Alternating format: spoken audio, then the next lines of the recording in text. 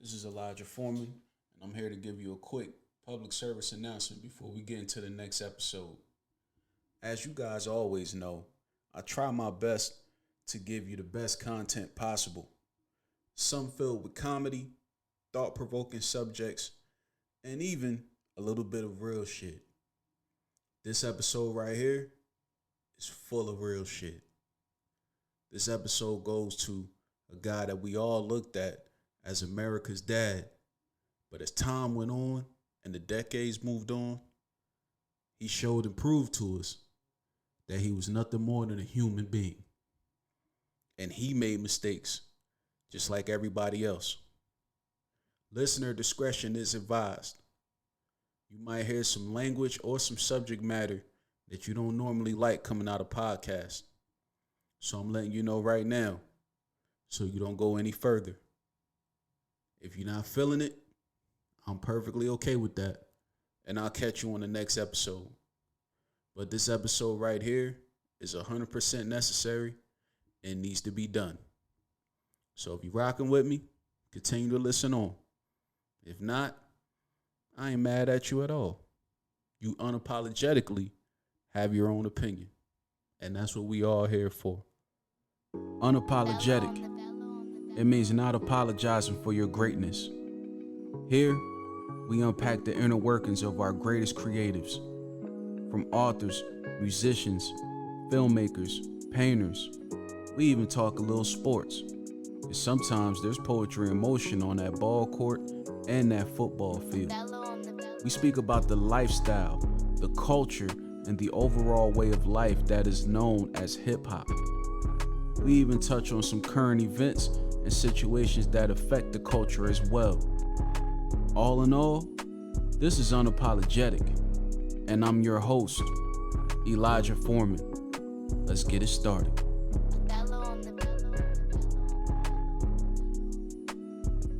Yes, this is Elijah Foreman, and this is the Unapologetic Podcast, in my opinion. And this week, I have a hell of an opinion. After watching a documentary that I kind of avoided for a while, it's finally been watched, and there's finally something to talk about. So here it is. There's a documentary on Showtime called We Need to Talk About Cosby. And it speaks in depth through 4 episodes about the allegations against Bill, along with talking about his life and career that spans over 50 years now. But I think there isn't a more appropriate way to start this episode than to kick it off with a question that ended the 4-part docuseries. That question is, are you a victim, or do you know a victim of rape or sexual assault? My answer is yes. I know quite a few. I'm not going to speak about their stories right now. I feel like it's not my place to do that. But I do know quite a few,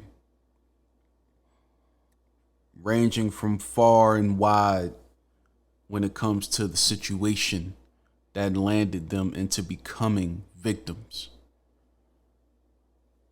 Anything from just going out to a party and having one too many to drink and ended up in a compromising situation, all the way to the horrific truth of being a victim of circumstances that a loved one put them in. I have a few people that I know, a few women that I know that have been victims. But Before we get into Bill, I want to segue into a wider topic regarding the word rape and the word sexual assault. First of all, let it be clear, America has a rape problem that goes far beyond black men. A lot of people hate to talk about slavery times, but let's talk about it, people. Let's talk about how plenty of black families were thrown into slavery, where the husband had to witness his wife be raped by white slave owners, and he could do nothing about it. Let's talk about how these wives were impregnated by these white slave owners who had to give birth to children who would forever be scarred. That's where the history starts. And the problem is there are so many people of other shades of color who get away with horrific shit. They get away with things that they would not approve to happen to their daughter. Donald Trump went on TV and said, if my daughter wasn't my daughter, I ain't even got to finish that statement. Y'all know what he said. Y'all know what he said. You got famous filmmakers like the Weinstein dude, who has had accusations put out against him for years. And now it's finally coming to the forefront. So that brings me to the question, why is it cool to tear down black people? But then at the same time, when I ask that question, why is it okay for a black person with all of this fame and notoriety to do the very fuck shit that white people are already trying to ridicule us for anyway? Here's my frustration with Bill Cosby. You were worth millions of dollars. You had movies from the 60s to the 70s to the 80s to the 90s to the 2000s. I Spy was in the 60s. Fat Albert was in the 70s. The Cosby Show was in the 80s. Then you had another Cosby Show sitcom in the 90s. Jell-O pudding commercials. Coca-Cola commercials. You were on Sesame Street and a few other educational shows on PBS. All of this, and we didn't even talk about the stand-up comedy albums or specials. You had all of this going on. And in the end, this is supposed to be the thing that taints it. Why? And here's the thing that confuses me, because I'm not a millionaire, not by a long shot. But if I'm worth $60 million, I'm not taking no pussy. I'm not. Now, let me just give you this warning now, so people don't kill me in my reviews. This is going to be an explicit show right here. So at the end of it, I don't want anybody trying to bite my head off talking about I did too much cursing and I was too graphic. If you can't stomach this, we're about 15 minutes into it, not even. I would suggest you turn it off now. If you're worth $50-60 million, you shouldn't be out here taking no pussy from nobody. Let's be real about it. Let's be real about it. It's bad enough You know what I'm saying? That a man decided to be a man. He cheated. He cheated on his wife. He's been married since 1964. Had all his kids in the 70s. I believe he had maybe one or two children in the early 80s. And being that he was such a superstar, the world, although they would have been upset with Bill, the world would have given him some kind of pass if he had just had consensual sex with these women and had just been labeled a cheater. They would have left it up to his wife to decide what she wanted to do after that. But it's the fact that you were worth 8 to 9 figures, but felt the need to do what you did. That's the problem. Now, that's part of the issue that I have with Bill. The next part is you were built up by the love and support of black people throughout your entire career. Make no mistake about it. There may not have been a whole lot of black folks who would choose Bill Cosby first for stand-up, because you had people like Red Fox and Richard Pryor and Dick Gregory out there. Flip Wilson was out there. You get to the 80s, Eddie Murphy's out here. So there were other choices when it came down to stand-up. But there was still a good amount of black folks who supported Bill's stand-up. Don't get it fucked up. But on top of that, I Spy, Uptown Saturday Night, Let's Do It Again, Piece of the Action, Fat Albert, The Cosby Show, Ghost Dad. Come on, man. There were so many other projects that black folks supported. But Bill tore down the children of those same black people that supported him in the 60s, 70s, and 80s. When I watched this documentary, when you get to like episode 3, there's a part where he does this rant talking about a kid who stole a piece of pound cake from a store and got shot in the back of the head by police. And Bill used that opportunity to blame that child for the entire situation. And then he goes on to tell kids that were born in the 90s and the 2000s, he goes on to tell us to pull our pants up. He goes on to ridicule black single mothers in single parent homes. And he goes on to tear down any type of confidence and spirit that black folks coming up in that time had about themselves. He pretty much tells us we ain't shit. We ain't shit and we need to be better.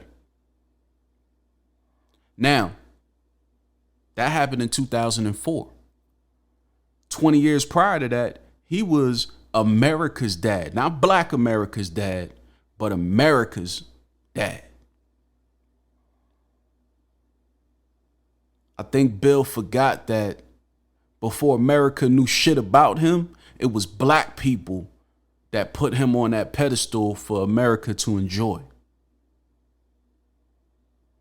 But he took the opportunity to have that rant, and that rant pretty much gave him the next leg of his career from 2004 leading up until the trial that happened in 2018. Now, to me, that means that Bill Cosby made himself holier than thou because of his clean image. His image was squeaky clean. When you watch his stand-up, it's squeaky clean. He don't curse. Instead of saying fuck you, motherfucker, he'll say filth, floor, and filth. Bill Cosby couldn't even fix his mouth to say a curse word when he was on stage, which in some aspects could be positive. It could be commendable. But when you do that, and then you look at youth and make them out to be nothing but criminals, killers, scoundrels, whatever you want to say, you become just as toxic and poisonous to the black community as these white motherfuckers that kill us every day. And when I say white motherfuckers, I'm not talking about all. So let's not do that, because I know people are waiting to kill me right now with the stuff I'm saying. But this is unapologetic, so I gives no fucks. I'm just being honest. The white folks that know me and are cool with me, they know I'm not gunning for all white people. But you're going to get a few ignorant motherfuckers that try to make this a race thing. And if that's what you want to do it. Back to the subject, though. Bill Cosby became just as poisonous to the black community as the very people that kill us every single day, whether it be verbally or physically. And it's sad because the very people that he stomped on with his words are the very people that sat in front of their TV every week to watch a show that he was in. They're the very people who went to the movie theaters when he remade Fat Albert starring Kenan Thompson. They're the very people who let their kids watch Little Bill on Nickelodeon. They're the very people who let their kids watch Sesame Street on PBS when Bill was on. They're the very people who supported everything that Bill Cosby did.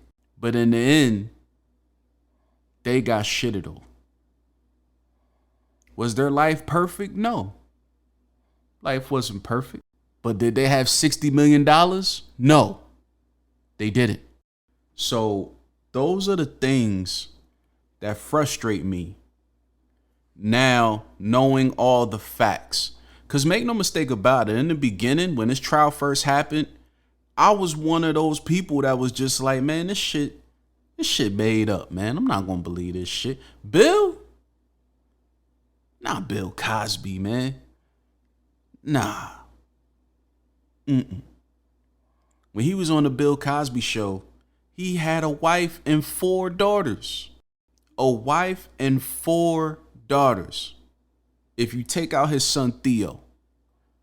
So every episode he dealt with Claire, Sandra, Denise, Vanessa, and Rudy. And then as time goes on, he got cousin Pam and he got little Olivia. Every episode. How can that dude be accused of rape? That's what I thought. And then I would watch interviews from some of my favorite people.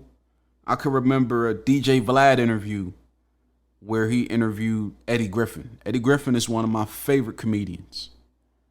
I've supported Eddie Griffin since I knew who Eddie Griffin was when I was a little kid.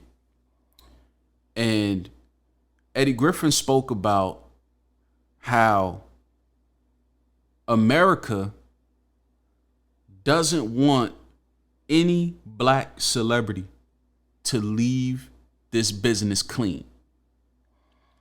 They want us all to have an asterisk by our names. And in most situations, that's true. Michael Jackson was acquitted of the things that he was accused of. But even in death, he's been gone since 2009. Even in death, there are still people who will try to trash Michael Jackson. Kobe Bryant, God bless the dead, was accused of something back in 2004, I believe, 2003, Denver, Colorado. Nothing ever came of the accusation. the accusation was deemed false. But there were still people leading up to his retirement that tried to ridicule him. Tupac Shakur, God bless the dead, was accused of a crime in 1994 that me and 99.999% of America believes he did not do. Partially for the same reason that I believed Bill wouldn't do something like this.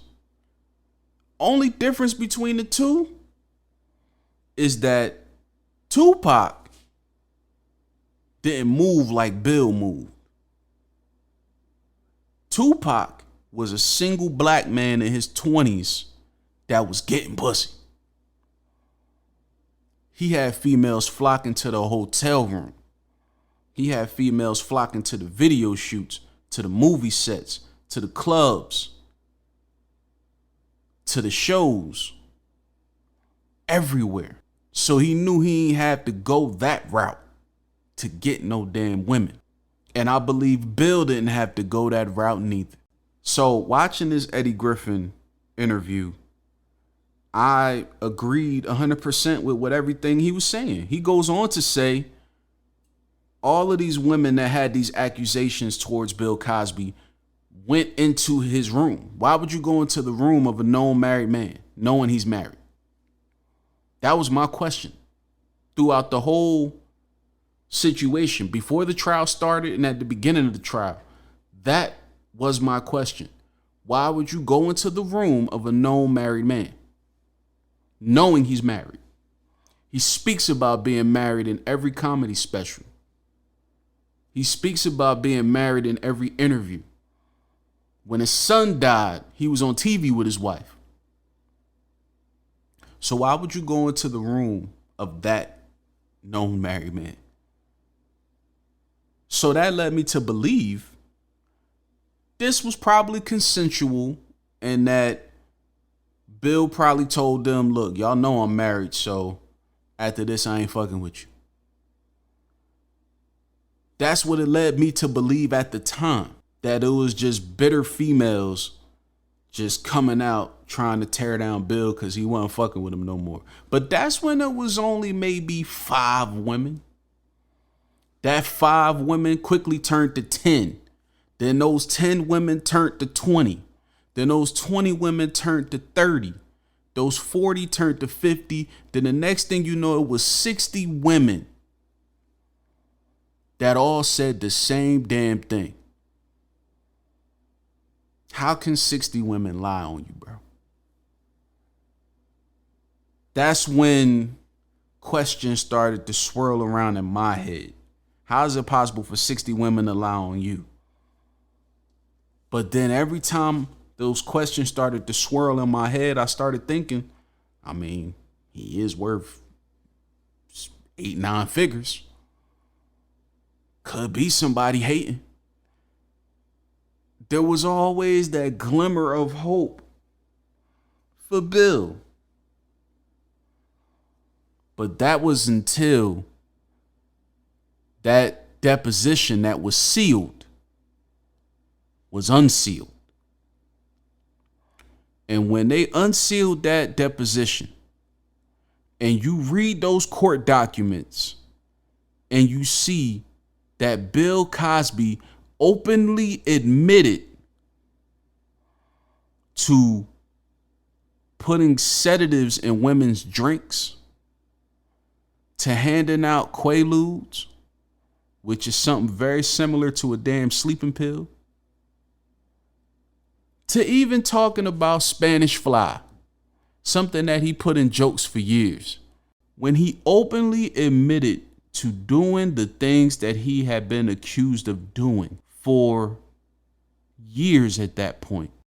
As much as you want to defend Bill Cosby and say, nah, Bill didn't do it, he ain't do nothing, that was all the evidence you needed. And the crazy thing is, the very thing that he admitted to ended up being the very reason why he came home early. after just a couple of years of being in prison.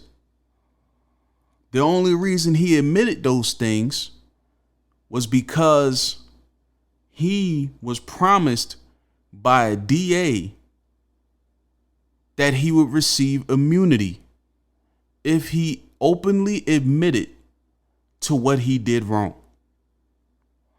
So, once Bill Cosby signed this agreement, they had an open-ended deposition that ended up being sealed, and that was supposed to be the end of it. Problem was, that DA lost his job. And the new DA said, I don't give a fuck what the old DA said. We gonna open this up and we gonna convict old man Bill. And that's what they did. But one thing that was glaring to me watching this documentary is the fact that the women that had this stuff happen to them had mad love for Bill Cosby. Because even in his conviction, they were still fucked up about it. Nobody was happy that Bill Cosby went to prison. Nobody was happy that Bill Cosby was going to pay for what he did. Although they all believed that he deserved what he got, everybody would have much rather the situation not happen. Watching this doc put a lot of things in perspective that I didn't know. Watching this doc, you got to see in-depth stories of a number of victims that came forward. Some were ladies that were trying to get into the business and, were promised bells and whistles by Bill. You had a couple of ladies that were already well into the business, whether it be through modeling or acting or even singing. But it took them to step forward all these years later and be laughed at by me, by you, and by others who just thought they was bugging. Why the hell would you wait 20, 30 years to say something? Statutes of limitations are up. Nothing's going to happen to Bill. You got to be lying. And then for it to come out that is true. And this is not something that I'm just dreaming up. This is not something that I'm just saying just to say it. It came out to be true by the motherfucker that was accused of it. Because he sat in a room with a district attorney and admitted to it. That's a sad, sad turn of affairs. Because so many people looked at Bill Cosby as somebody who they could watch in their living rooms day in and day out. So many people looked at Bill Cosby as someone who provided the inspiration to be better. Bill Cosby gave so much money to black colleges, historically black colleges, that it ain't even fucking funny. In the words of Eddie Griffin, he handed out so much money that he built colleges. Meaning that he go to a college and he'll double the size of that motherfucker. He'll expand it. He'll make it bigger. He'll make it better. This is the Bill Cosby that we all knew for so long. But in reality, this was the Bill Cosby that was the fakest part of a person we ever seen. He made himself holier than thou because of his clean image. But in reality, his personal life became something more dirty and tainted than any other comedian that he trashed and said they were dirty and that they spoke in ways that weren't proper. They didn't use proper English. You can go on Netflix right now and watch a comedy special from Eddie Murphy in the 80s. It's called Raw, where he has a whole bit about Bill Cosby calling him and chastising him on the phone, telling him that he can't use filth, flooring filth in front of people, all because his son bought a ticket to one of Eddie Murphy's shows and came home shell-shocked at what Eddie Murphy was saying. That dude who sat there and ridiculed an artist for their art, he had the nerve to do some shit like that with all these skeletons in his closet. He had the nerve to argue with D.L. Hughley on live radio with all these skeletons in his closet. That's the sad thing about this whole situation. That's the sad part. This world is full of hypocrites. Make no mistake about it, none of us are perfect. Nobody walking this earth is perfect. But when you walk around here trying to tell somebody to clean up their house, when your house is the one that's fucked up, then that's when it becomes a problem. That's when it becomes an issue. Because who the fuck are you to judge?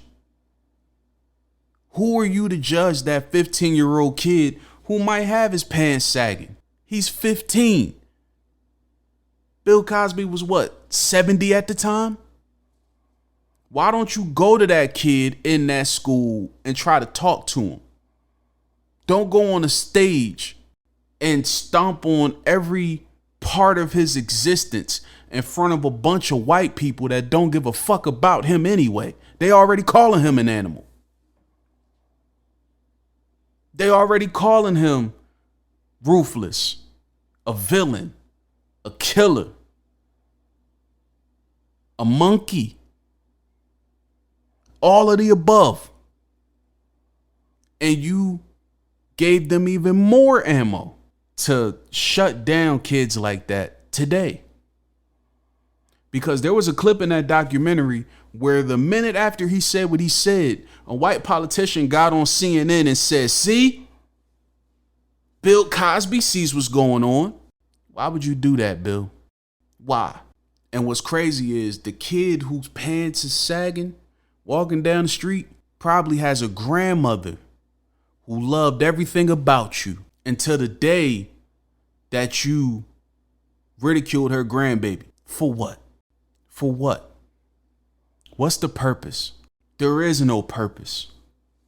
Because at the end of the day, the person who made himself holier than thou ended up being the dirtiest motherfucker in the room. And it hurts me to say that because I'm a fan of the Cosby Show.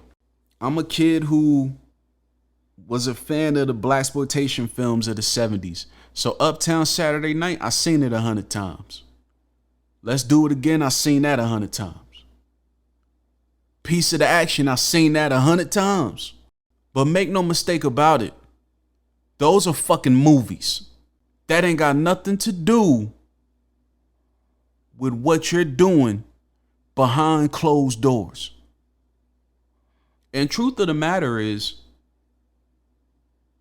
I can't even bring myself to watch the shit anymore. As sad as that is to say, it's truth. Some of the things I grew up on, I can't even put on my TV now. Why? Because I got daughters, bruh. I have daughters.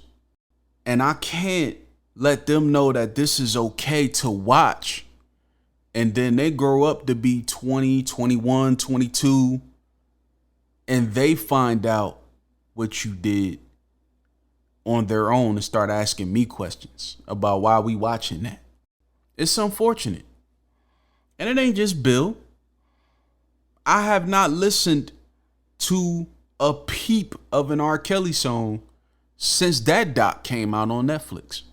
Cause every title makes me cringe now. Think about it. Bump and grind. Half on a baby. Your body's calling. I'ma stop there. Situations like these are tough. Situations like these are tough. But at the end of the day, you have to talk about the tough shit, because not talking about it is only going to mask it and allow it to continue. But what I will say is that America needs to wake the fuck up. Stop waiting for a black person to do the same thing that some of these white liberals do for you to do something. I'm going to go back to the first statement that I made in the beginning of this episode. America has a rape issue. America has a sexual assault issue. That needs to be handled. And if you can't get no pussy consensually, then you don't need to be fucking. Simple as that. What gives you a right to taint the life of a woman who will one day find a man who's everything she might have dreamed of, but now she can't trust him because of events that have happened when she was younger? My heart goes out to every woman who's a victim of rape, every woman who's a victim of sexual assault, every woman who's a victim of sex trafficking. The shit is real. The shit is real. It's not a myth anymore. It's not something to just talk about and think that is made up. It's real. And solutions need to be found. Number one solution: stop acting like it's not real. The minute you open your eyes and realize that it's real, then the real work can start. That's it today. This is Elijah Foreman. This is Unapologetic, in my opinion. And y'all already know, before we get out of here, we gotta leave with our proper etiquettes. Keep this in your mind 100% of the time. You are not supposed to be sorry for being great at all. Do you hear what I'm telling you? Remember it. Keep it in your memory banks. Never lose it. Once again, you are not supposed to be sorry for being great. This is Elijah Foreman. Once again, this is Unapologetic with Elijah Foreman, in my opinion, and I'll see y'all next time. There you have it, ladies and gentlemen. Another episode down, plenty more to come.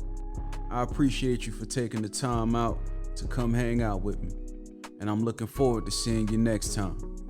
Take care.